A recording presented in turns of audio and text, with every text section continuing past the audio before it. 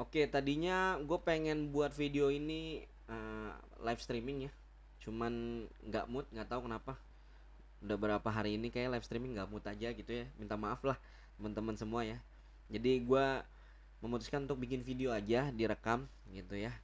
Kayaknya akan tanpa edit juga sih, jadi nggak dipotong-potong. Jadi sama aja sebenarnya, cuman lebih padat aja gitu, lebih langsung ke straight to the point gitu.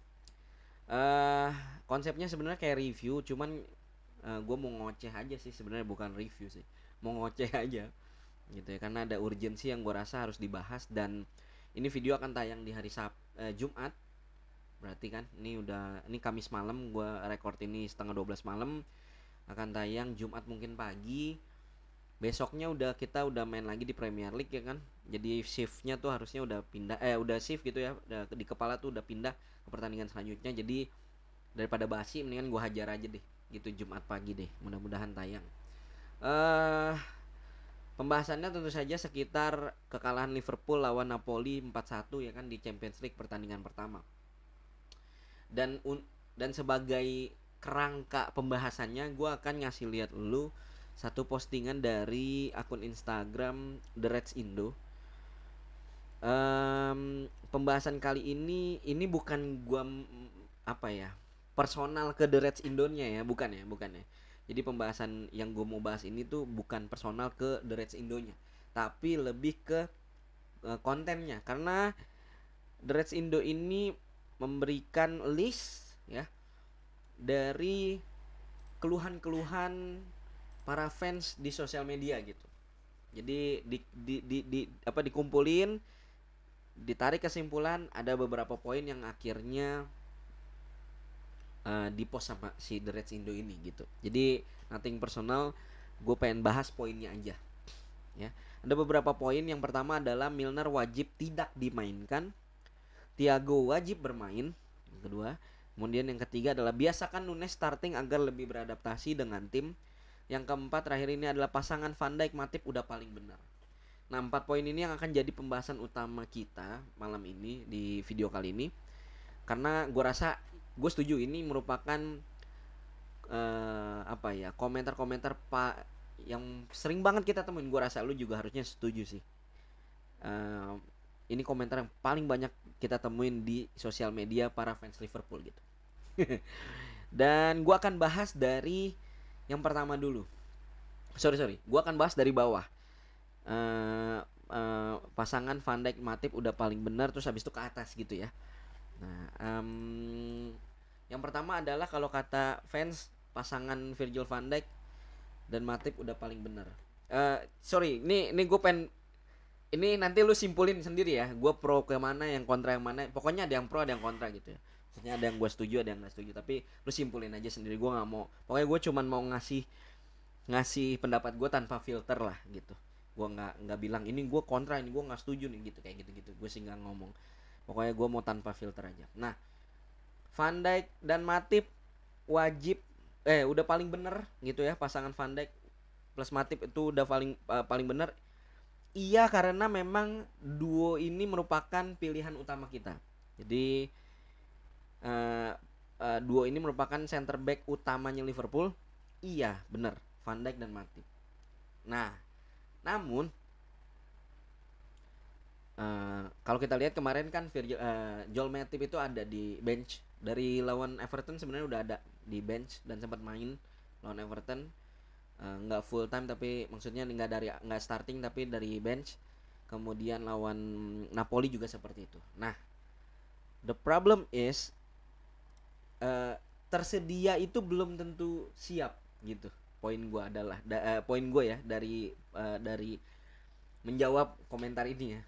Tersedia itu belum tentu lebih siap. Jadi um, ya mungkin yang di sesi latihan yang dilihat sama para staff kepelatihan, terutama Jurgen Klopp, ya dia lihat Joe Gomez sejauh ini yang masih lebih siap daripada Joel Matip, makanya yang starting selalu Joel Matip gitu sih. Itu yang kita jangan lupa ya, walaupun memang kalau dalam kondisi terbaik antara Joel Matip sama Joe Gomez, ya gue pasti, lu tahu sendiri lah, gue pasti pegang Joel Matip gitu ya, gue taruh Joel Matip di situ. Lebih pengalaman dan segala macamnya, gue udah bahas ini berkali-kali. Tapi kita harus ingat, kita nggak ada di sesi latihan mereka, kita nggak pantau sesi latihan mereka. Yang mantau itu staf kepelatihan, dan mereka yang paling tahu siapa yang lebih siap gitu ya. Dan ada alasannya kenapa Joel Matip jadi starting di pertandingan kemarin. Joe Gomez jadi starting di pertandingan kemarin. Dan di beberapa pertandingan sebelumnya juga kita bahkan sempat lihat, dan ini juga udah sering banget dibahas sama orang-orang. Joe Gomez itu main di beberapa kesempatan ya, di beberapa pertandingan. Joe Gomez itu bahkan lebih bagus mainnya dari Van Dijk. Gitu ya. Lawan Everton kelihatan, lawan siapa waktu itu yang dia diomelin tuh, Van Dijk tuh. Pokoknya di beberapa pertandingan sebelumnya lah, Joe Gomez di beberapa momen itu lebih baik dari Van Dijk. Van Dijk yang bahkan lebih berat gitu kan ya. Belakangan ini aja nih habis diomel-omelin baru udah mendingan lagi sih Van Dijk ya. Cuman sebelumnya Joe Gomez kelihatan di beberapa kesempatan lebih bagus daripada Van Dijk. Jadi kayaknya anak ini siap. Yang mana ini poin yang bagus juga, karena artinya Joe Gomez bisa memberikan tekanan bagi Joel Matip ya kan, sebagai opsi utamanya. Jadi ini kan yang selalu kita bangga-banggakan, bukan bangga-banggakan, kita idam-idamkan, di mana bench kita itu nge-push para pemain utama supaya mereka bisa ngerebut tempat utamanya itu kan gitu ya. Ya lewat apa? Lewat persaingan. Lewat apa? Lewat tampil baik ketika dipanggil. Dan Joe Gomez membuktikan itu. Jadi ini sebenarnya dalam jangka panjang positif gitu ya. Karena Joe Gomez terbukti bisa nge-push Joel Matip hingga ketika kedua pemain tersebut tersedia, yang dipilih Joe Gomez gitu. Itu sih. Walaupun mungkin aja karena emang Joel Matipnya yang lagi belum, yang tadi yang gue bilang tadi, dia tersedia tapi emang belum 100% ready. Jadi yang dipilih ya yang jauh lebih siap, yaitu Joe Gomez gitu. Gitu sih guys. Nah, itu pendapat gue untuk poin yang tadi tuh. Pasangan Van Dijk Matip udah paling bener. Kemudian poin selanjutnya adalah biasakan Nunes starting agar lebih bisa beradaptasi dengan tim. Karena kita sama-sama tahu Nunes ini dari pertama datang belum terlalu berasa ya, ininya apa ya, apa sih namanya istilahnya tuh, intuannya lah ya, gituannya tuh, lu tau lah ya. Ya ituannya ya. Saya setuju kalau Nunes dibiasakan starting, cuman lagi-lagi alasannya sama sih sama yang tadi Matip ya. Mungkin Bobby dinilai lebih siap ketika training. Toh juga performa Bobby kalau kita lihat di pertandingan-pertandingan sebelumnya lagi menanjak, walaupun slow ya. Walaupun ada kayak kemarin pas bantai mantep banget Bobby Firmino. Tapi kita sama-sama setuju harusnya kalau Bobby tuh lagi naik walaupun pelan gitu. Nggak stagnan dia, nggak menurun yang lebih bagus lagi. Tapi naik pelan-pelan. Yang mana ini adalah poin positif lagi, karena dengan kondisi seperti sekarang, dengan ya di awal musim seperti ini terseok-seok, kemudian jadwal kompetisi yang padat, kayaknya berbahaya kalau kita sangat bergantung sama Nunes doang sendiri gitu loh maksud gue. Kita punya 2 striker dan kita hanya bergantung ke Nunes di masa yang kayaknya lagi masa transisi gitu ya. Itu kayaknya agak berat gitu. Apalagi Nunes sejauh ini belum memperlihatkan tajinya gitu loh, bahasa gue tuh harusnya cuy ya. Nyambung lah ya, maksudnya memperlihatkan tajinya gitu. Nunes belum berhasil untuk memperlihatkan itu. Malah sebenarnya kalau mau khawatir, gue lebih khawatir ke Salah sebenarnya. Salah nih belakangan ini nggak tahu ya, nggak berasa juga. Berasa sih, cuman apa ya, karena ada salah, gimana ya bahasanya ya, karena dia ada di lapangan ya berasa salah nih gitu, cuman belum kelihatan gitu. Gua nggak tahu ya, belakangan dia main sering banget terlalu lebar gitu ke sana, terlalu lebar banget di area kanan menyerangkan. Kemudian juga ya kurang egois itu, kurang egois. Gue merindukan Salah yang egois. Setelah lu mau bilang Salah nih egois, pelit egois, kagak mau ngoper, gue malah merindukan Salah yang egois. Di momen-momen seperti ini gue paling merindukan Salah yang egois gitu. Gue udah beberapa kali ngebelain Salah kalau dia egois. Ya nggak apa-apa karena dia Mohamed Salah, tugasnya cetak gol. pencetak gol terbanyak di Liverpool saat ini. Jadi dia boleh egois, dan di momen-momen seperti ini gue kangen Salah yang egois sih, dan ya itu yang gue kangenin gitu ya. Dan bahkan di urusan lini depan ya, tadi kan kita udah di lini belakang Matip dan Gomez, kemudian di lini depannya itu permasalahannya adalah Nunes, Firmino, Mane. Gue juga sempat lihat di kolom komentar ada yang nulis kangen Mane, mulai banyak yang nulis kangen Mane, kesalahan besar FSG ngejual Mane dan segala macamnya. Gue cuma mau bilang bacot lah, kalian bacot. Gue nggak tahu ini orang yang sama apa enggak ya, tapi bukankah kita ingat waktu musim lalu ketika performanya Mane lagi menurun, banyak sekali di antara para fans Liverpool di Indonesia yang bilang kalau dia di sosial media ya tentu saja itu buang-buang peluang lah, tukang buang-buang peluang ya kan, Sadio Mane. Baru musim lalu mungkin kalian nggak tahu ya ingat apa enggak ya, tapi baru musim lalu ketika dia performanya lagi turun, kalau nggak salah awal-awal Januari Februari awal-awal fase kedua musim gitu ya, itu dia menurun, banyak yang bilang dia tukang buang-buang peluang. Aduh, lu coba nge-scroll deh di akun fanbase Liverpool yang manapun lah di Instagram, lu scroll deh ke ke bulan-bulan itulah, pasti postingannya Sadio Mane saat itu yang lagi jelek gitu ya. Jadi dan komennya jahat-jahat juga, jadi bacot lah ya kalau bilang kangen Mane. Ya udah aja, dia udah cabut, udah aja kita fokus dengan squad yang ada.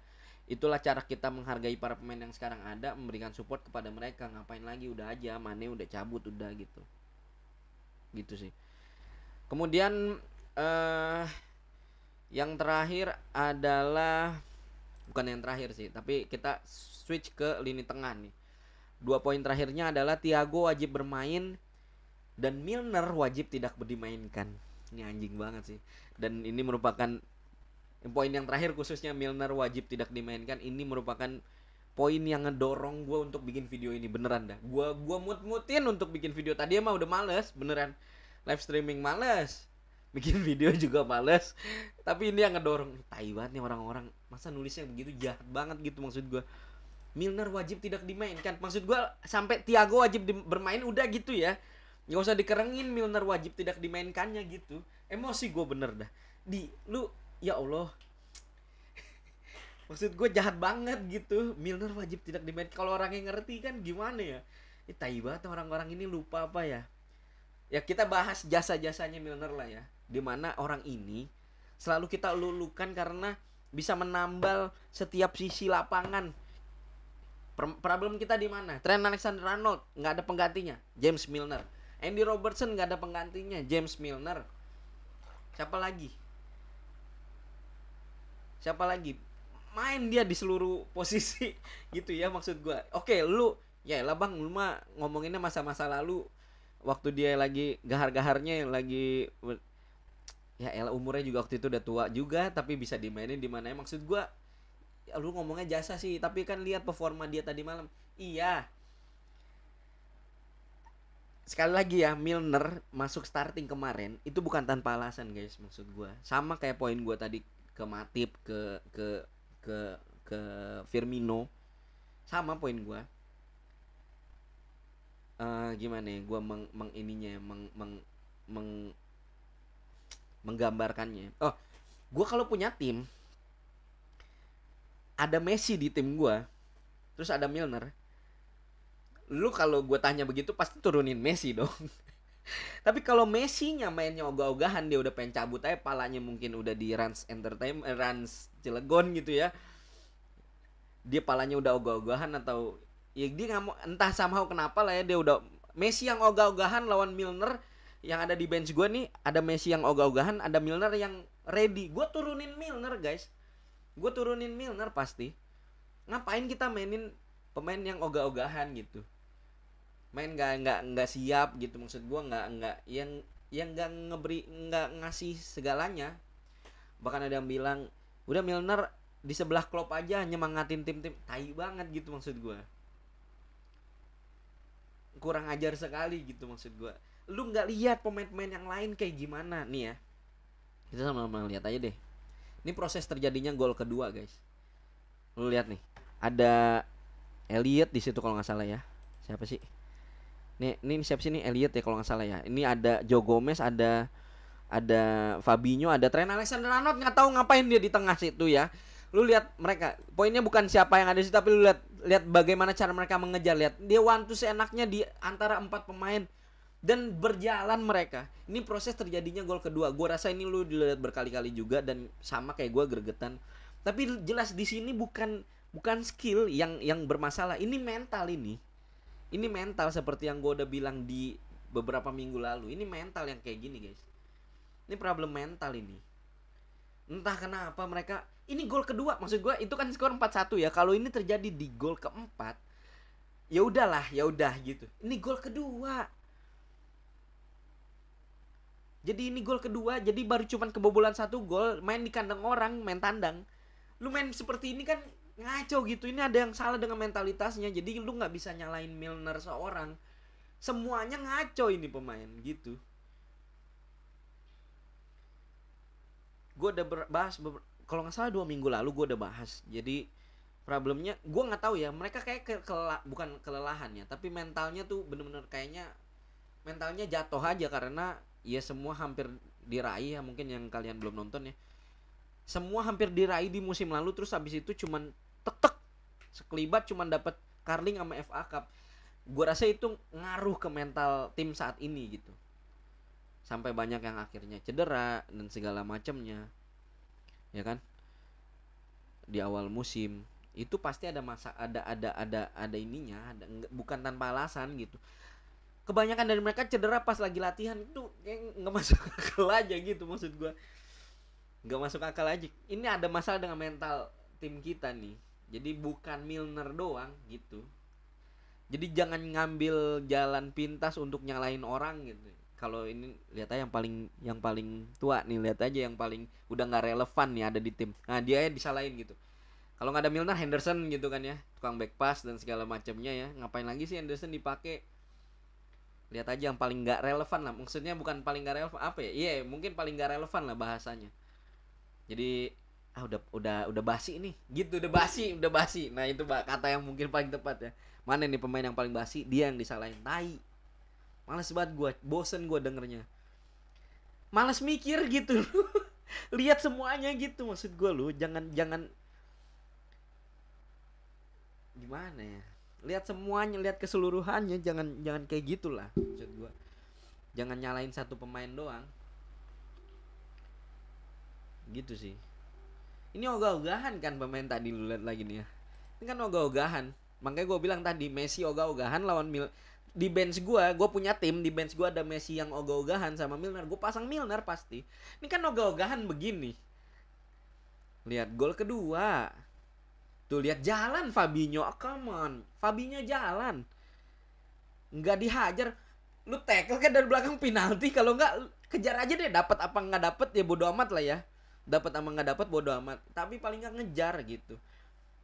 Gitu maksud gua. Ini ada masalah dengan mental, guys. Ada masalah dengan mental. Dan ya itu tadi Milner ya. Terus ke Thiago tadi. Thiago wajib dimainkan. Pertama ini dia merupakan opsi pertama kita memang, Thiago. Ya kalau Thiago tersedia pasti dia dimainin. Tapi kan lagi-lagi tersedia belum tentu paling siap ya kan. Tersedia belum tentu paling siap. Dan ada satu statistik yang dijabarkan oleh Anfield Watch nih. Lu lihat Thiago di lapangan untuk 28 menit namun membuat 6 tackle, yang mana ini melebihi semua 3 pemain tengah yang starting dan juga 2 fullbacknya, yaitu dikombinasikan gitu ya, antara Trent sama Robertson itu dikombinasikan. Robertson apa Milner, Robertson, si Mikas, Robertson, si Mikas lagi Everton ya. Dikombinasikan itu Thiago bikin lebih banyak tackle dari mereka gitu ya.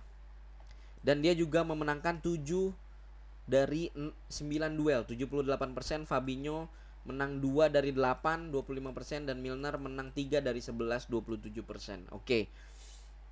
Iya, kalau lu lihat statistik ini terlihat Thiago memang sangat sudah dirindukan. Iya, gue juga rindu sama Thiago. Ya, pemain berumur 31 tahun ini gue juga rindu sama dia.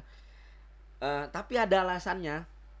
Again ini terjadi di 28 menit terakhir pertandingan, di mana gue nggak tahu udah menang berapa, 4 poin dia udah menang. Napoli udah unggul 4 poin, 4 gol gitu ya. Gue nggak tahu Liverpool udah cetak gol apa enggak, tapi paling enggak Napolinya udah, ya mereka ngendor. Mereka udah unggul 4 gol, mereka udah cetak 4 gol, ya mereka ngendor lah. Mereka ngendor, ya tentu saja dengan kaki baru Thiago dengan kaki barunya lawan pemain-pemain yang memang udah bermain dari pertama, dari starting. Iya dia bagus gitu, bagus. Tapi kan jangan perbandingan jadi gitu, nggak apple to apple gitu. Yang jadi pertanyaannya kenapa lu nggak starting kan gitu. Yang harus ditanyakan kenapa lu nggak starting gitu. Yang harus ditanyakan Klopp kenapa Thiago nggak starting lawan kenapa Milner yang starting atau Elliot yang starting kan? Elliot kan? Iya, kenapa Elliot yang starting? Yang dipertanyakan itunya, jangan di apa di apa ya dibandingkan dengan statistik 28 menit terakhir dari pemain yang baru masuk dan tim lawan udah unggul 4 gol gitu maksudnya. Ya udahlah ya, maksud gue ya udahlah ya. Itulah poin gue, maksud gue ya gitu. Gitu sih. Jadi dengan kondisi seperti saat ini yang mana nggak gue nggak ada nyalahin pemainnya satupun. Gue bukannya orang ya gini, gue bukannya kalau lu bilang subjektif, iya gue subjektif, tapi gue bukan orang yang ya alasan-alasan gue bukan semata-mata karena gue menilai pemain dari masa lalu dan segala macamnya gitu ya. Enggak. Gue cuma mau ngajak temen-temen kritis dan nggak malas mikir gitu, nggak malas mikir, itu aja sih poinnya. Jadi malas juga ini karena transfer window ditutup aja nih ya, karena transfer window ditutup aja. Kalau belum mah kurang pemain tengah, beli lagi, wah gila, gampang banget gitu, gampang banget, malas mikir. Jadi ya lu harus lihat the big picture-nya gitu. Statistik yang tadi Anfield Watch keluarin aja kan kocak. Kalau dilihat sekilas mungkin oh iya juga ya, Thiago mantep juga nih. Wah, tapi kan kocak, nggak apple to apple gitu. Jadi ya udahlah ya maksudnya. Dan dengan kondisi saat ini yang dibutuhkan sama tim bukan dimaki-maki tapi ya didukung. Ya, didukung itu aja. Dan kita sabar, toh nggak ada ruginya sabar. Pada akhirnya ini hanya entertainment, klub sepak bola hanya entertainment bagi kita. Kita spend uang untuk bayar mereka, untuk menonton pertandingan mereka supaya kita seneng. Kalau lu mencintai tim ini ya lu dukung gitu. Dan di masa seperti inilah mereka butuh dukungan yang paling di masa seperti inilah mereka paling membutuhkan dukungan gitu. Jadi ya lu tau lah ya, dan segala macamnya, the Kloppage dan the Koplage dan segala macamnya ya lu tau lah ya. Gua nggak usah ngebacotin lu gituan lagi karena kalian kan juga fans yang lebih mantap dari saya, fans Liverpool yang lebih mantap dari saya. Jadi saya cuma bisa ngoceh seperti ini aja. Lihat aja the big picture-nya, sabar dan tetap dukung terus gitu sih guys ya. Itu aja ya dari gua. Terima kasih, subscribe, like dan share biar yang lain nggak malas mikir bangsat. Udah ya, thank you, bye bye.